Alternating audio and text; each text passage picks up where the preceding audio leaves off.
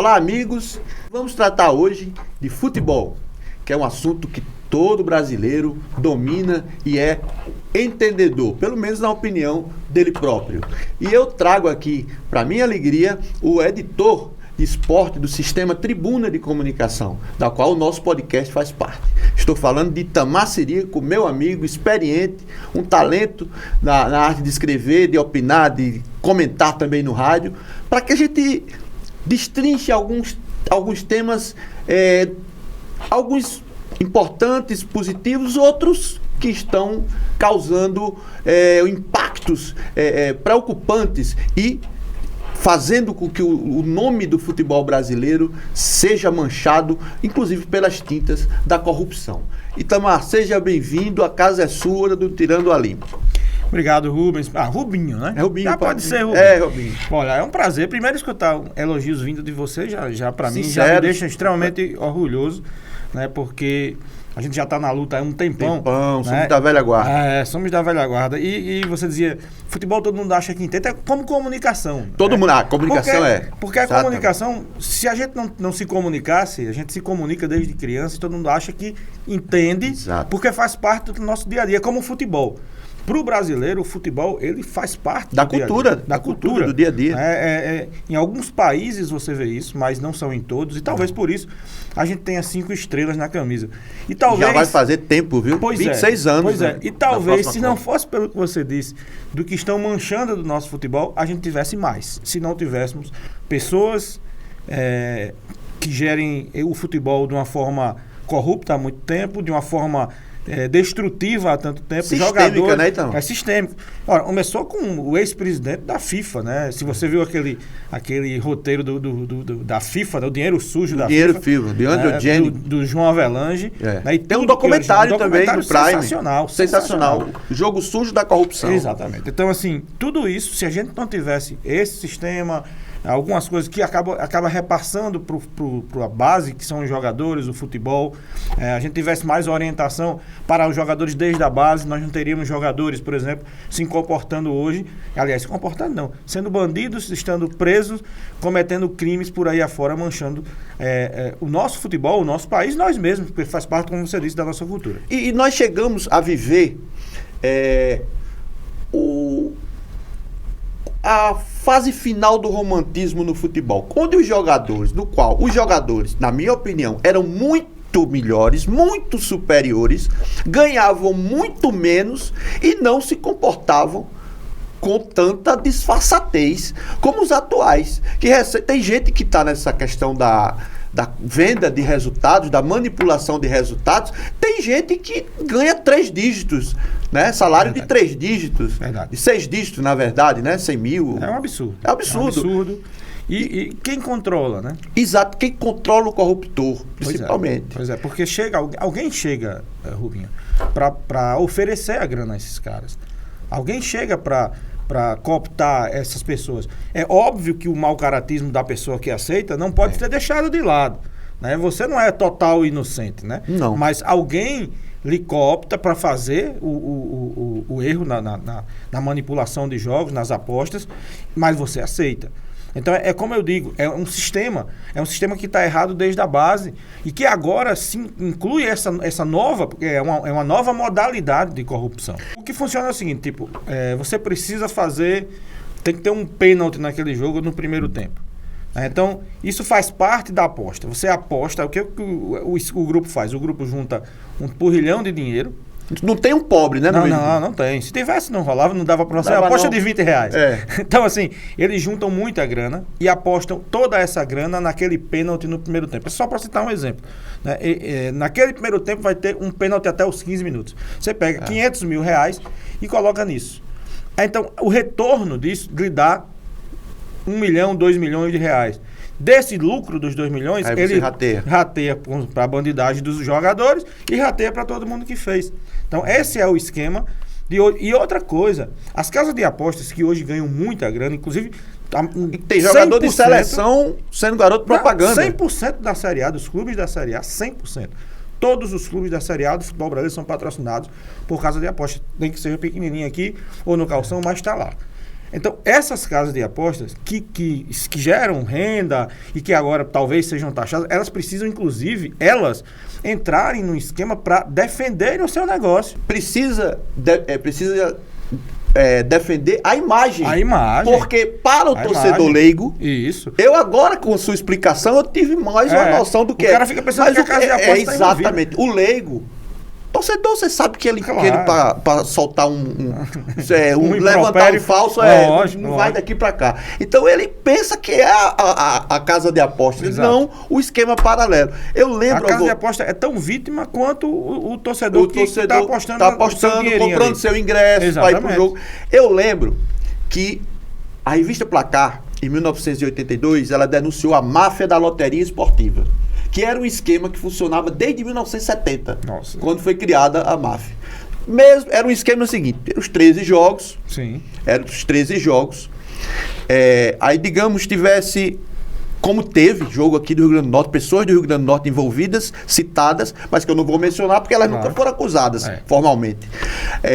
Pessoas, jogadores, aí por exemplo, um jogo célebre que eu assisti aqui, ABC e Ferroviário. Ferroviário era um time pequeno da cidade. O famoso Ferrinho. Ferrinho, muito ruim mesmo. Em 81, esse jogo eu tinha 11 anos, era mascote do ABC. O Ferroviário ganhou de 2-1, foi a zebra da loteria daquele domingo. Pronto. Então a zebra significava que alguém enriqueceu graças àquele jogo. Pois é. E aquilo abriu, a Placar fez uma série de reportagens que ganharam prêmio ESSO. Mas a Polícia Federal abriu um inquérito na época, era a ditadura militar também, abriu-se um inquérito, foi processado um cara, que era um radialista, que fez a denúncia. Ele se viu... O famoso tiro pela culatra. Pois é, mas ele fez a denúncia não por altruísmo, não por querer o bem. Ele foi enganado pelo grupo. E aí disse, agora eu vou dedurar. Acho que foi o primeiro delator famoso do Brasil. Foi aquele. Esse é o delator não premiado. Não premiado, porque ele não encontrou mais emprego em canto nenhum. Mas, enfim, o que é que você acha que. Como é que você avalia o papel dos órgãos fiscalizadores nessa situação aí? Olha, eu não vejo assim, ninguém se mexer com muita. Inclusive, a gente tem uma CPI, né, que está em andamento na Câmara Federal. E para você ter uma ideia, pela primeira vez, um dos jogadores envolvidos, no Robinho não, aquele Robinho é outro Robinho. Também está encrencado, mas em outra coisa. Pior, eu acho. Conseguiu um habeas corpus para não falar na CPI.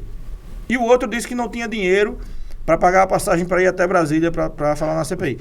Então, por aí você tira... Eu imagino o quanto de interesse tem eles se representam. Pois é. Não, inclusive, essa habeas corpus conseguido no STF, né, abre um precedente enorme para outras coisas. Porque hoje, né, na lei tem dizendo que você não pode negar o judiciário.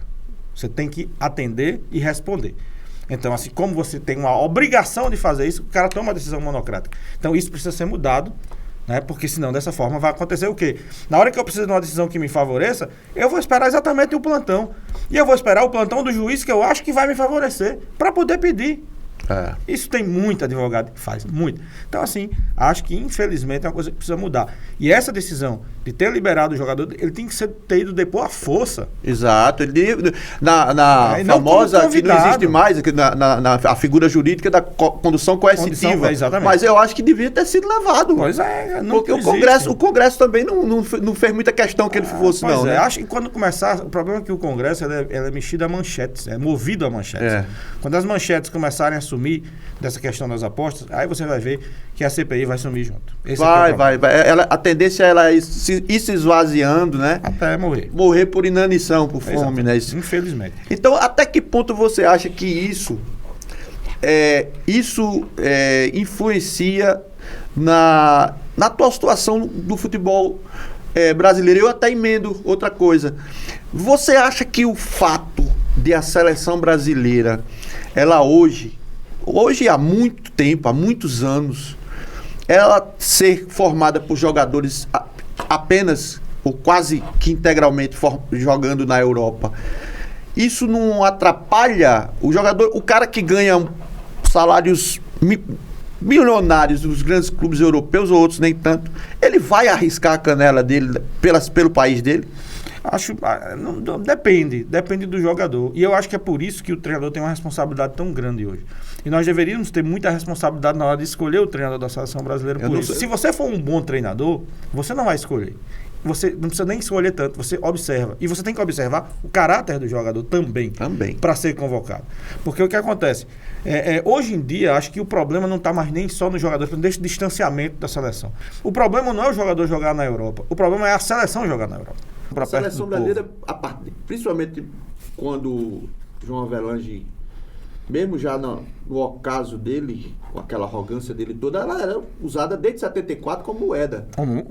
Quando era se dar voto, né? João Avelange usou o ABC como moeda. Em 73. Na época que fez a excursão. Do segundo semestre de 73, 102 dias. Usou na África como moeda. África, parte da Europa. No leste europeu, usou muito. Levou para a Romênia. Pois é. Então, o que acontece? Desde daquela época, o futebol brasileiro, até o ABC entrou nessa, porque o futebol virou uma máquina gigantesca de fazer dinheiro, né, que foi descoberto isso e aí não tem mais fim.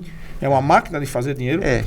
Eu não gosto muito da expressão que algumas pessoas usam no nosso ramo. Futebol é um negócio. Que seja. Mas não pode ser um negócio maior do que o próprio futebol, do próprio esporte. Você não pode vender. Eu não consigo dizer a quem, as poucas pessoas que me veem, me ouvem e que me leem, que tal jogo é um clássico, quando ela, na verdade, é uma pelada. Rubinho, tanto não é um negócio, que eu vou lhe fazer uma pergunta. Claro que você até podia fazer isso, mas você é o cara que se torce pelo ABC. Você compraria uma camisa do América para vestir? Não. Talvez não. Mas, por exemplo, camisas de manga longa, você usaria quais cores? De várias cores. De várias marcas. Então, assim, uma camisa de um clube, ela não é só uma camisa. Ela representa paixão, o futebol. Então, vender camisa é um negócio. Vender camisa de futebol é mais coisa do que um negócio. Então, o futebol é mais do que um negócio. O futebol, ele representa mais do que um negócio. Muito boa essa sua colocação. Então, assim, as pessoas que dirigem o futebol também precisam pensar assim. É um negócio, precisa render para que você sobreviva e para que você faça crescer. Ele não pode ser um negócio simplesmente para se ganhar grana. Eu, quando era repórter policial da Tribuna, eu vi uma vez um delegado me dizer o seguinte: você já viu um ex-bandido? Então, as pessoas que mexem com isso, quando começam a se deixar seduzir somente pelo dinheiro, eles não serão mais, jamais. Não. Uma derrota do clube dele não doerá como doía antes, né? Eles serão aquele impulso do consumismo mesmo, né? A mulher fica pedindo um carro que a amiga tem. Isso você está dizendo, Luiz, está lá no documentário da FIFA. Quem não viu ainda, assista. Esse documentário, que é exatamente isso. Quando eles começaram com os contratos milionários com a empresa de marca de camisa, hoje, que inclusive domina a Copa há muito tempo, né, com a venda dos sinais de televisão. Quando esse bolo cresceu e aí se transformou isso, e o próprio documentário diz, a visão que se tinha do esporte passou a ser uma visão meramente do luxo que isso proporcionava aos seus dirigentes. Exatamente. O perfil do torcedor é um perfil completamente diferente do que eu via na época que eu ia estádio.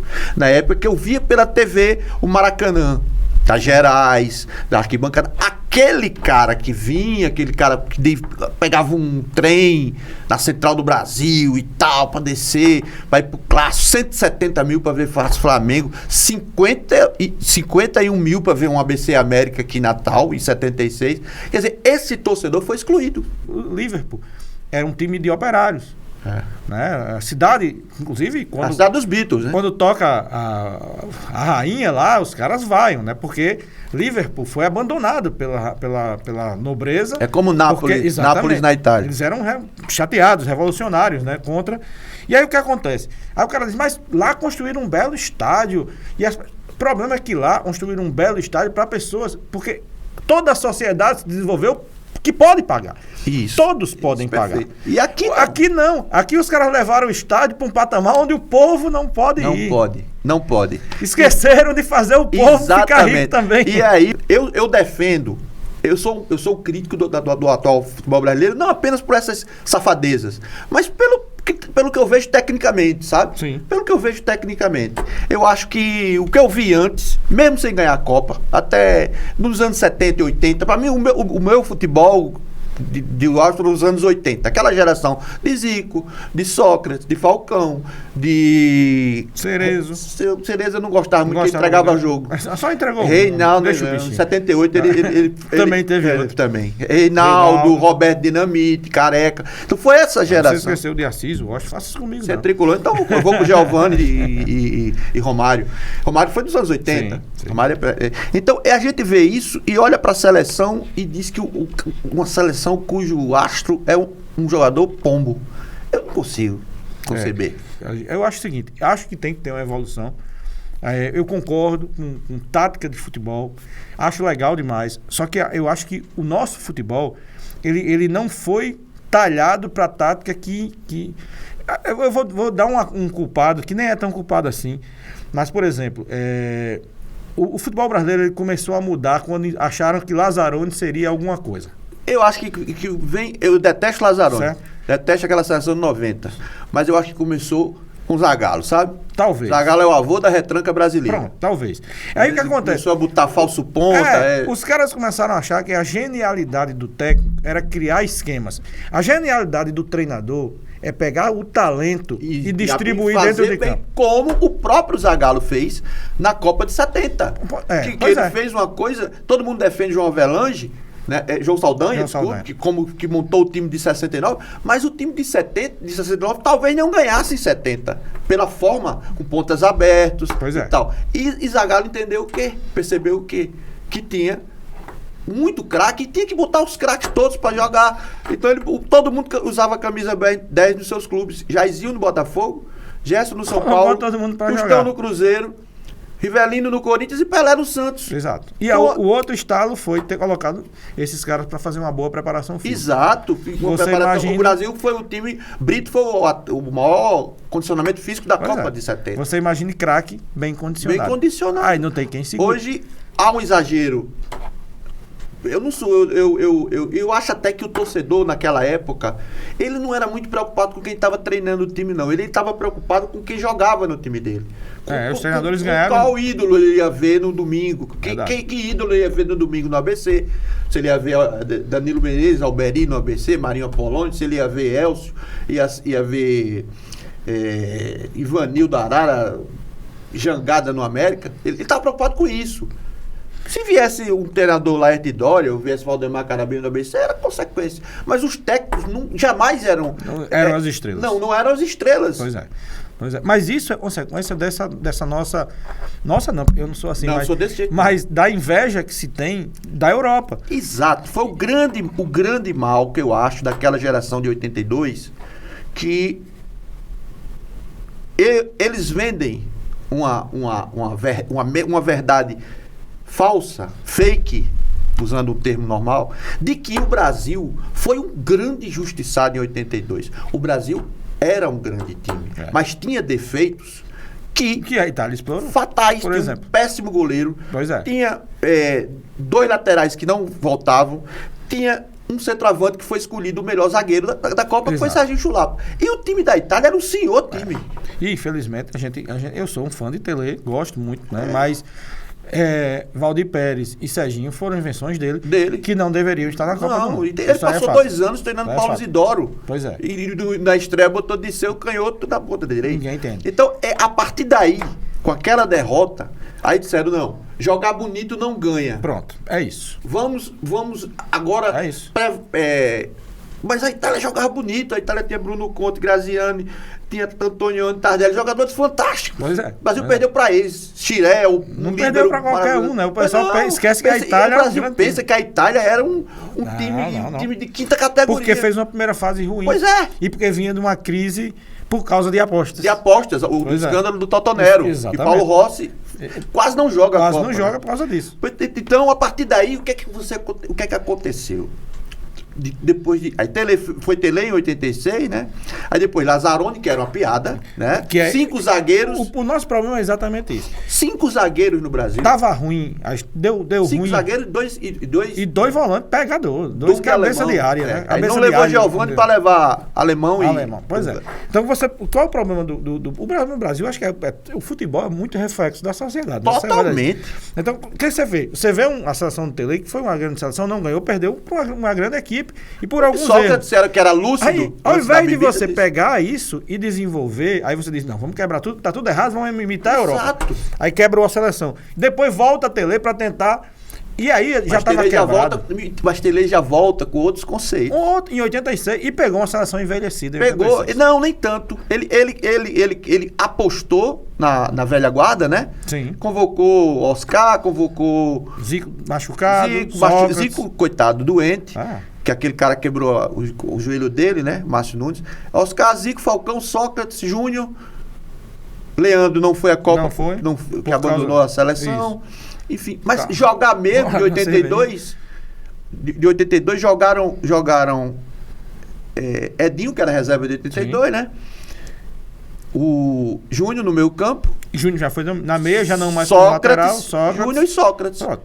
E Careca, que foi cortado para Roberto Dimito entrar. Exato. Então era um time absolutamente, prioritariamente marcador. Já não era o Tele alegre.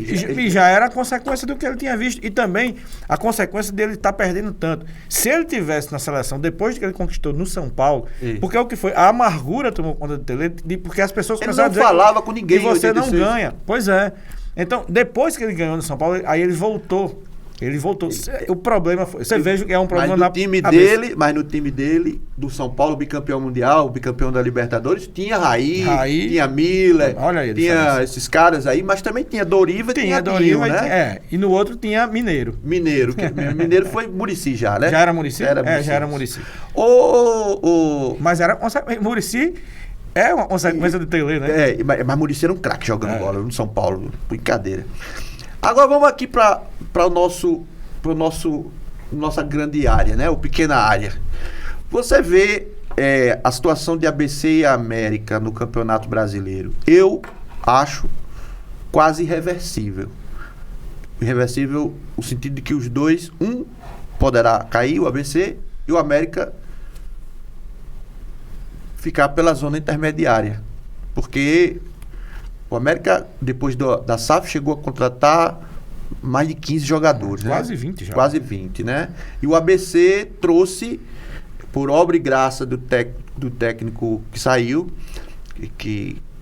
um balaio de perebas, né? Um balaio de perebas que agora estão sendo dispensados. Você acha que há tempo para ABC e América ou não? Olha, Rubio, como a gente chegou até aqui, é que a gente precisa aprender para evitar. O problema de Natal é não aprender. E outra coisa, se você tiver tô aqui com os meninos aqui no estúdio, são craques no que fazem, mas Natal é assim, se chegar um cara chiando, um cara imitando um carioca, Natal deixa os meninos aqui do estúdio e vai ficar com esse cara porque é de fora.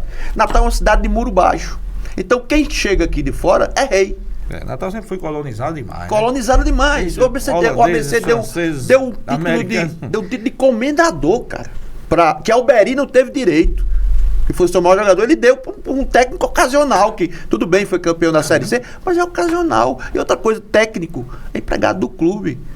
Entende? Verdade. Então, eu não tenho eu tenho. Às vezes pode parecer uma certa amargura, mas eu sou cético. Eu acho que precisa melhorar muito e acho que quem fez o mal, principalmente ao ABC, fez o mal de uma forma maléfica e difícil de ser corrigida.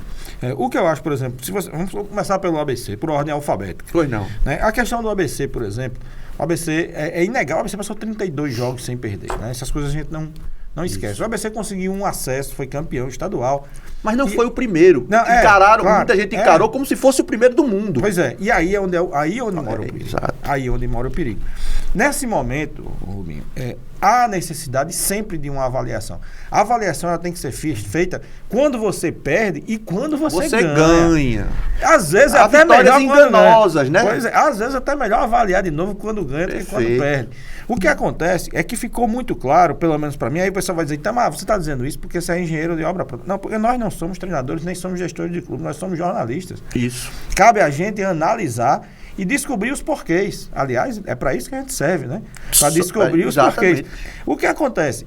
Ficou muito claro para mim, e talvez eu esteja enganado, eu não sou dono da verdade, né? Mas ficou muito claro para mim que o treinador do ABC, o que saiu, o Fernando Marchiori, ele era um excelente processo até certo ponto. Mas dali por diante, ele não chegou ao depois do endeusamento, ele começou a cair. Porque bateu no limite dele também. Bateu no limite. Tudo tem um fim. Pois é, bateu no limite, talvez, de capacidade mesmo. O que eu acho é que nada acontece sem cumplicidade. Sozinho. Você já viu alguém sozinho no horário de expediente assaltar um banco? Não tem condição, só em filme. Agora, o que aconteceu também, e sobretudo, foi que a nossa classe, em grande parte, porque eu não vou generalizar, sim, não posso, não chego assim, nivelo ninguém por baixo, nem nivelo por cima.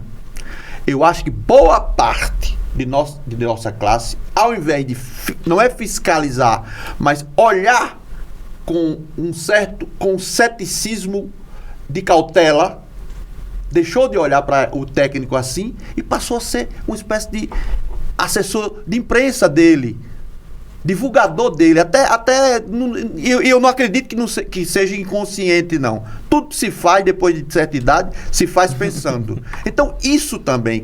A passagem, para mim, dele por aqui, ela foi nefasta pelo que ele fez ao ABC e pelo que ele fez à nossa categoria. Nossa categoria virou quase o partido marquiorista de Natal. Verdade. O homem não tinha defeito. A gente começou pelo ABC e passando pelo América. O América, é uma coisa muito parecida. Porque o América foi avaliado na vitória. Os caras acharam que o América da Série D, porque tinha conquistado, terminou o campeonato muito bem, e esqueceram que o América teve um sufoco. E só foi sair do sufoco e crescer na competição no segundo tempo daquele jogo contra o Souza. Sim. Né? E esqueceram que existe uma evolução. De uma temporada para outra, você muita precisa crescer. Você falou no América. E aí tem um modelo novo de gestão do futebol, né? Sim. Agora todo mundo é gestor, é consultor. O cara ensina o outro até a latir. Né? Na internet, se for pra internet, você aprende a latir, miar. Tem curso pra tudo. Tem um que é como falar em público sem inibições. É um negócio impressionante, né? A gente não passaria. Eu posso dizer a você, é caro. Tem gente ganhando 20 mil aí fazendo consultoria dessa. Boa sorte, né? Pois é, boa sorte para quem paga, né? Pelo amor de Deus. Mas quem paga... Se vai pagar uns 5 a gente faz. Jumento nasceu para ter cangalho. Então, esse novo modelo, sociedade anônima de futebol, que foi muito questionado por algumas pessoas importantes na história do América, como os ex-presidentes Josias Santos e Eduardo Rocha, né?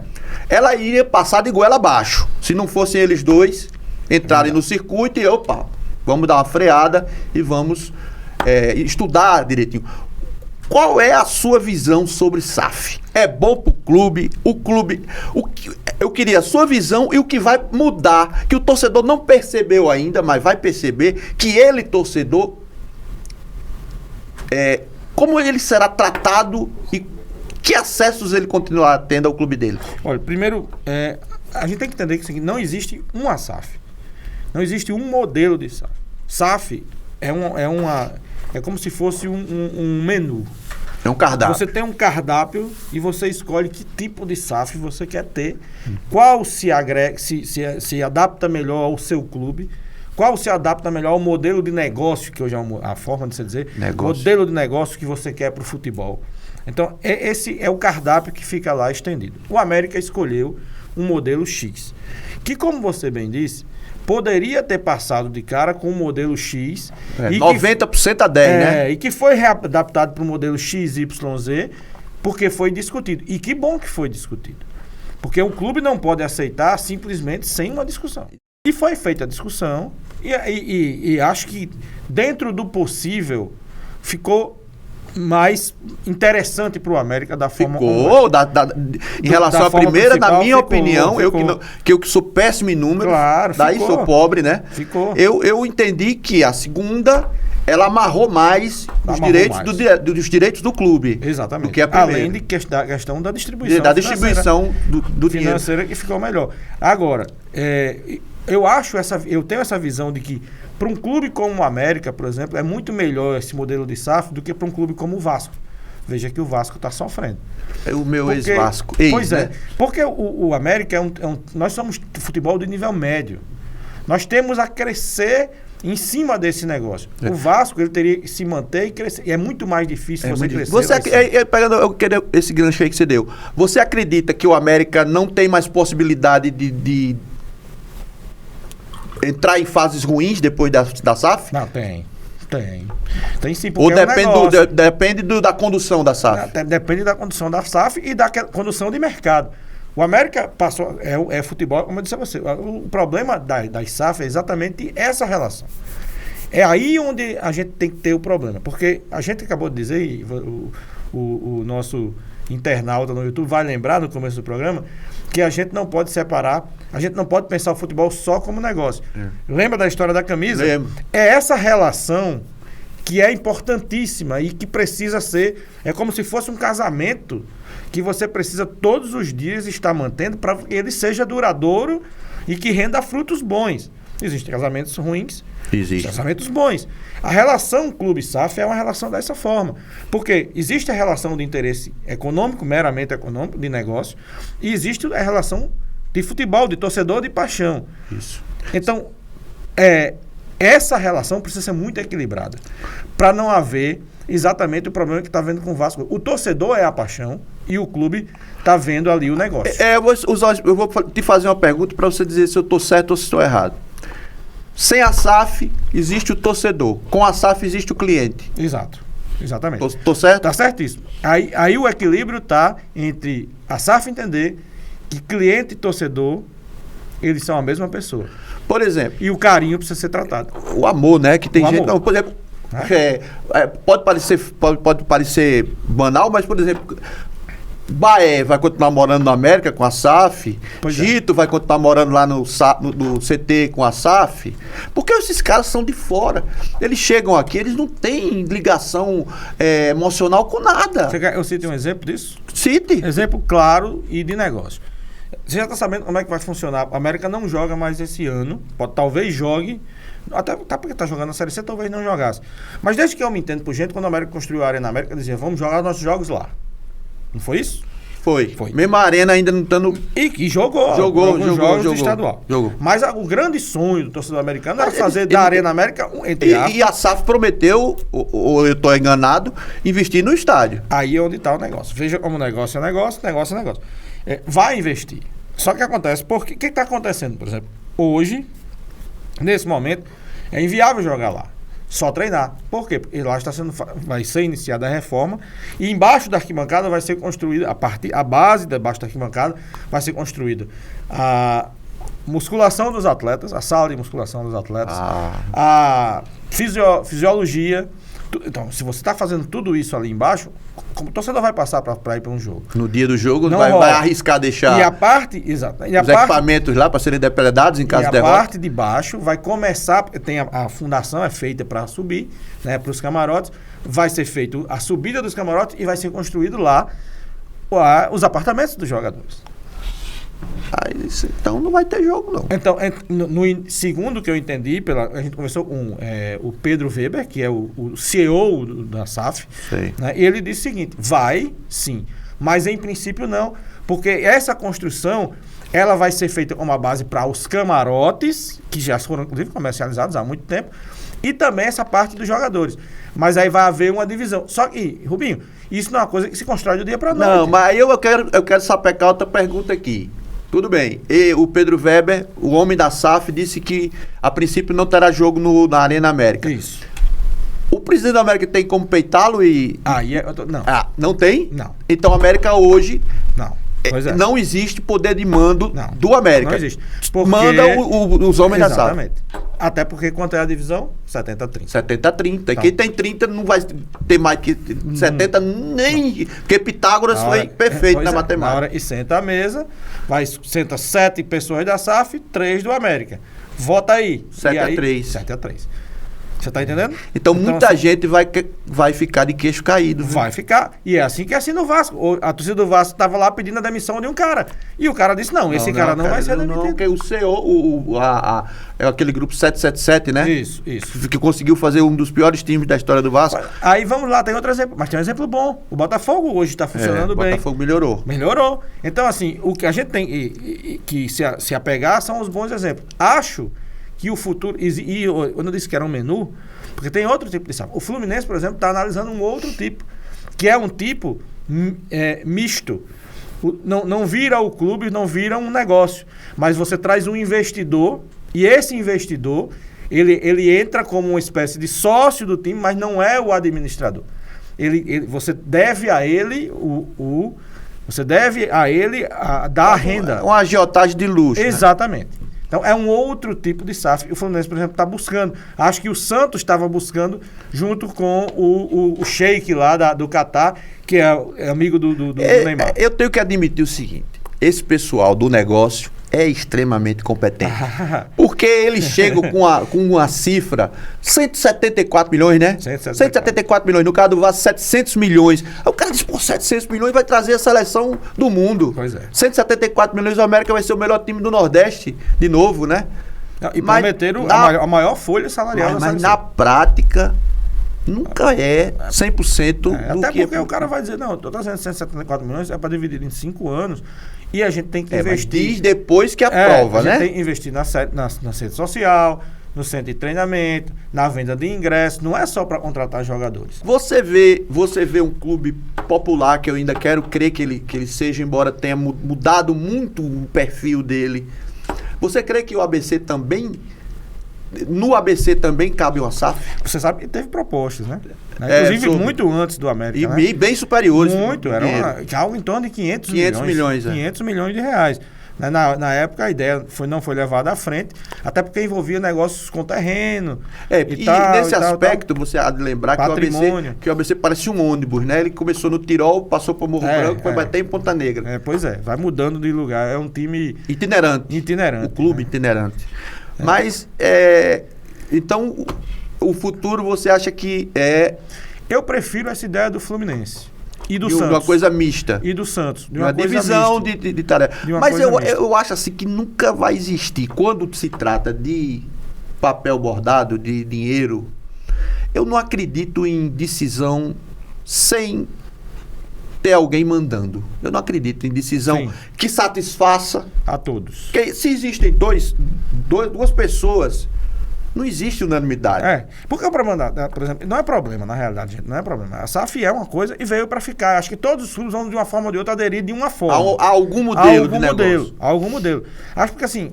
Menos o do Alecrim, né? Do meu amigo Sivonei aqui. Você deu o time pra alguém e alguém fez o que fez e foi embora. Aquele cara, ele tá em cana, tá foragido, né? Existe um mandado, ele foi preso, chegou a ser preso. Mas tá solto, eu acho. Ele não tá mais preso. Então, assim, também foi muito insensado pela nossa imprensa. Pois é. Então, o que acontece? Você tem a SAF, por exemplo, que se envolve administrativamente no clube. A SAF do América, ela administra o clube. O futebol do América, tudo que envolve futebol. Isso. Uniforme, venda de ingressos, associado. A lojinha do clube. O banheiro do vestiário. Tudo isso, a categoria de base. Tudo isso passa a ser o América, que é o América, que a gente conhece. Hoje ele se dedica apenas se tiver basquete, a sede social, a uma festa, a não sei o quê. E SAF podia, em homenagem ao nosso querido Arthurzinho, voltar com o futebol de salão, né? Pois é. Então, assim... O América tem o próprio América tem uns 200 e tantos mil reais de aluguel que pode no Instagram trazer o basquete, né? E o salão. A SAF não quer saber de basquete, a SAF só é futebol. Ela não quer saber do que não dá lucro, né? Exatamente. Quem vai ter que lidar com basquete, com futsal, a diretoria junto com essa renda que tem. O que eu então acho é um pouco um parlamentarismo, né? Um sistema parlamentarista, em que o presidente, sem nenhuma conotação pejorativa com Souza, em relação a Souza, que é um ídolo e tal. Claro. Embora seja de difícil comunicação, ele é um cara que não se comunica bem. Não gosta de falar com as pessoas. Aí eu também não gosto, aí dá certinho. Não gosto de pessoas que não gostam de falar comigo. Sim. Então, não é falando dele, mas o presidente, no sistema da SAF, ou no sistema parlamentarista da SAF, qualquer presidente, pronto, esqueça o Souza, qualquer presidente passa a ser um pouquinho Elizabeth II. É figurativo. Porque a gestão do clube, porque quando eu disse que tem esses dois tipos de SAF, porque assim, a SAF como a do América, a gestão do futebol, toda a gestão, a administração, tudo passa a ser da empresa. Então o clube você pode dizer que o clube passou a ser a estrutura administrativa do clube, a estrutura do futebol e a administração do clube passou a ser decorativa? Só é para outras coisas que não seja futebol. Qualquer outras coisas, se o América não tem mais nada. O clube lá do América, lá da Rodrigues Alves, o possível basquete, e você tem uma representação. Eles não podem vender aquela sede da Rodrigues Alves, não, né? Não, porque ela já foi tombada, né? Quase tudo, tombada, né? E tem quase toda ela vendida, não tem mais nada do que era antigamente. Que é de onde vem essa renda que vai ficar com o América. As 250 mil, aqueles prédios, aquelas locações ali, ele fica com o América não com o futebol. O futebol não bota a mão nesse dinheiro. Aí tem que encontrar uma maneira de o América investir, né? Nesse dinheiro. Exatamente. E aí o que acontece? A outra SAF, que é a que eu disse, que é do Fluminense V, é uma SAF que se envolve com o clube financeiramente, meramente, não administrativamente. Você está entendendo? É a diferença. É como se o clube tivesse conseguido um banco para lhe emprestar uma grana e você tem que dar ao banco o rendimento correto. Exato. A questão é como no linguajar deles, desculpe ter interrompido, mas está dentro do contexto. A questão não é jogar, a questão é atingir meta. É isso. Número. Isso. Na SAF como do América, eles têm toda a gestão para chegar a essa meta. Na SAF, como é a proposta do Fluminense, ele tem o dinheiro, mas não tem a gestão do clube. Torcemos todos para que dê certo. Mas e se der errado, o que é que acontece? Aí alguém tem que ficar no prejuízo, né?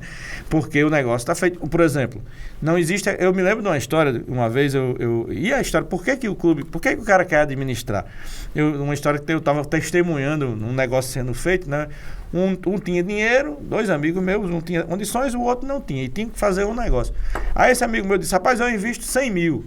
Você tem quanto? Não, eu só tenho 10. Então eu invisto 90, você investe 10. Mas eu tenho o que tinha 10, mas eu tenho a expertise, eu sei fazer, eu sou executivo e tal. Então, beleza. Aí na hora, se a gente ganhar 100 mil, é 90 mil meu e 10 mil seu, né? Aí o cara disse: não, pô, mas aí eu vou ter que trabalhar. Aí o cara disse: mas e se eu perder 100 mil? Você vai dividir comigo? Você vai me ressarcir? Você tá entendendo? Aí eu não conheço ninguém bobo. Aí onde tá o negócio. Com dinheiro no bolso. Pois é. Esse negócio está amarrado de um jeito para não causar prejuízos ao patrimônio, a coisa do América. Causa prejuízo apenas no negócio.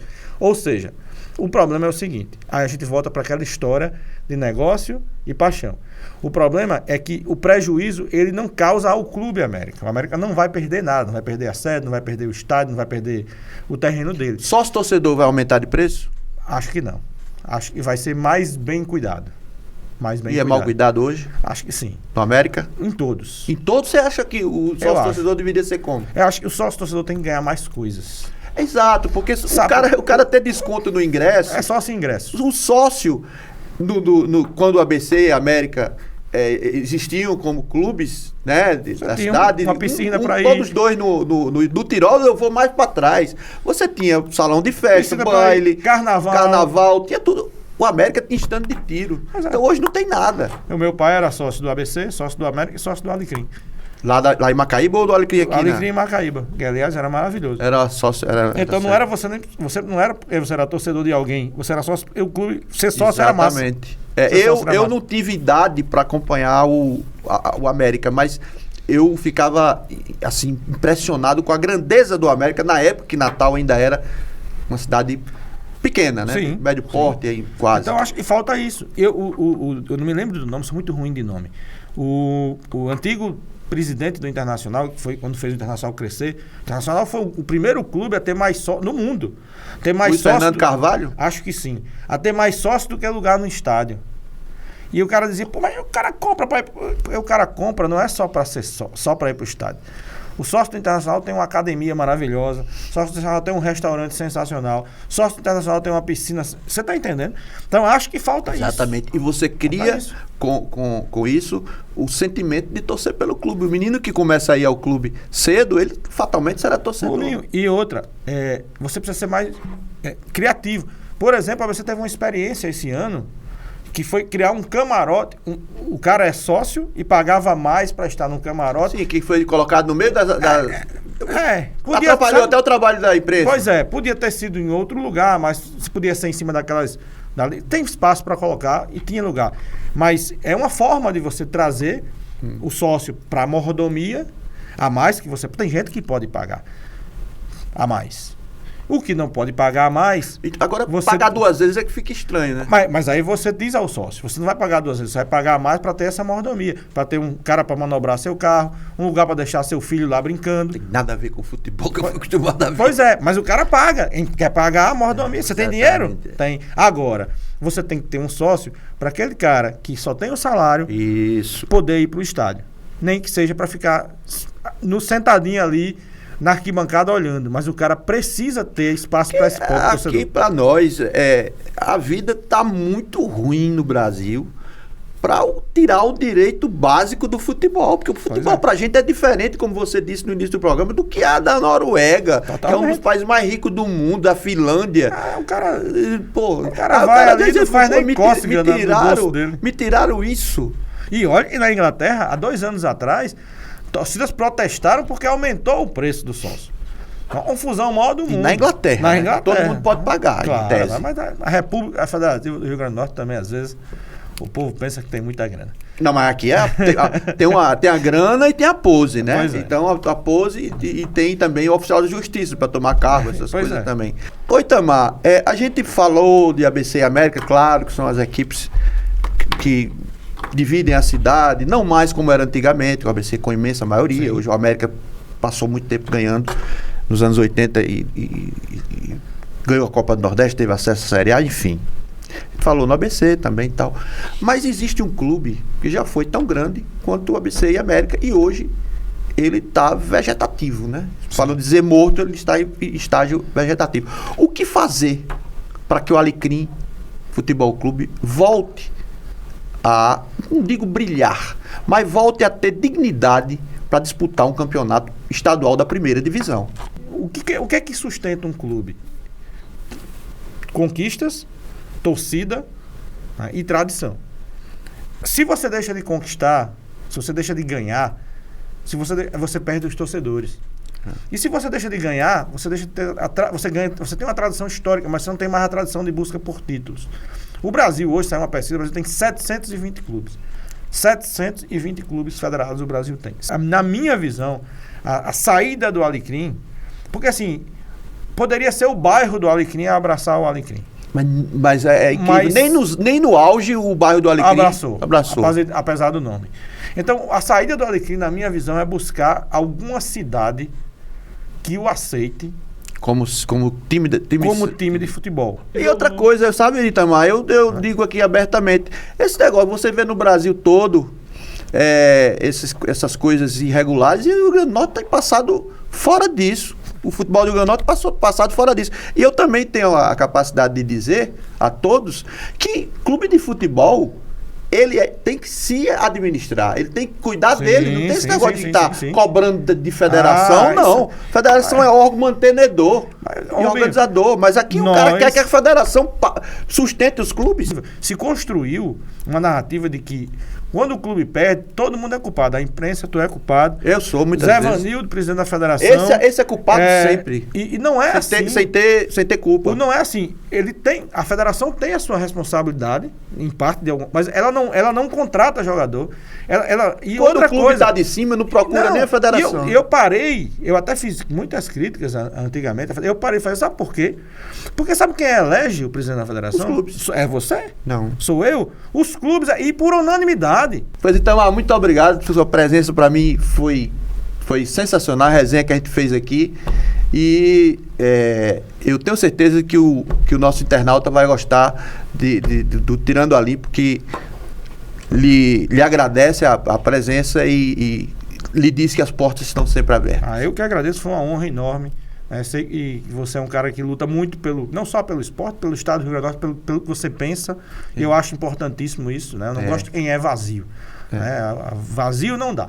Você pode não concordar com 10 opiniões, mas que tenha as 10 opiniões.